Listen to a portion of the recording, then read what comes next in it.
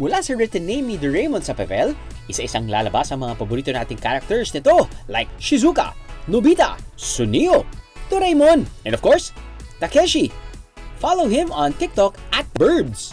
And if you want to share some cool educational content too, please use the hashtag #AmazingLearning. Malay nyo, ang content nyo ng susunod naming palalabas. Gusto nyo ba ng DIY toy car? Keep on watching! Pagdikitin ang dalawang popsicle sticks ng ganito. Mag-cut ng 2 cm long stick na ilalagay sa gitna ng dalawang popsicle sticks. Gumupit ang dalawang 1 cm at isang 5 cm long straw.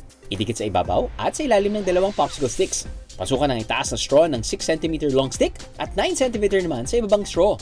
Gumawa ng 4 na gulong mula sa takip ng plastic bottle na ididikit sa mga dulo ng stick. Dikitan ng 2 cm long stick ang gitna ng stick sa ibaba. Dikitan ng dalawang battery sa magkabilang gilid. Lagyan ng goma ang dalawang gulong sa likod at idikit ang goma sa stick sa harap. Ito ang hihilain na parang tirador para umandar ang laruang sasakyan. Aha! And if you want to share some cool educational content, please use the hashtag #AmazingLearning. The best ones will be aired on TV. Gumawa tayo ng paper flower na magbo-bloom in water. Pagmasdan mabuti. Gumuhit ng bulaklak sa papel. Kulayan ito at saka gubitin. Tupiin papasok ang mga petal hanggang magsarado ito. Sa lalagyang may tubig, ilagay ang bulaklak at tingnan kung paano ito bubuka. Aha! And if you want to share some cool educational content, please use the hashtag #AmazingLearning.